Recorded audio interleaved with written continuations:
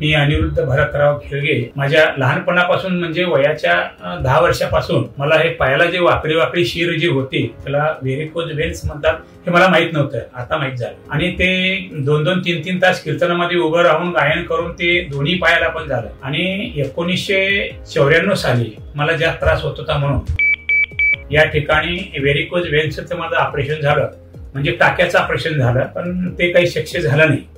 म्हणून मला असं वाटत होतं की हे माझं कधी ठीक होणारच नाही. पण आता आणि अलीकडे जास्त त्रास होत असताना मी युट्यूबवर पाहिलं की समता हॉस्पिटल डोंबिवली आणि सुरेखा हॉस्पिटल असं हे नाव वाचून युट्यूबला पाहून डॉक्टर आशिष धडस साहेब यांचं नाव ऐकून इथं येऊन भेट दिले.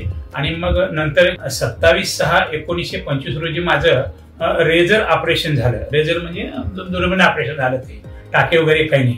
मला सुद्धा असं वाटत होतं की हे पैसे फुकट जातात की काय, गुण येतो की नाही असं मला वाटत होतं.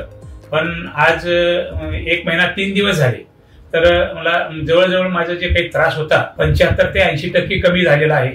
आणि आणखी काही कालावधीमध्ये ते लवकर ठीक होईल. स्पेशल व्हेरिकोज व्हेन्सचा हे जो आशिष धडस साहेब डॉक्टर आहेत यांचं जे बोलणं, यांचं जे वागणं, यांची जी माणुसकी, यांचं जे प्रेम जे आहे आणि हे खूप चांगलं आहे. मी माझ्या अनुभव घेतलेला आहे, मी माझ्या अनुभवात आलेला आहे.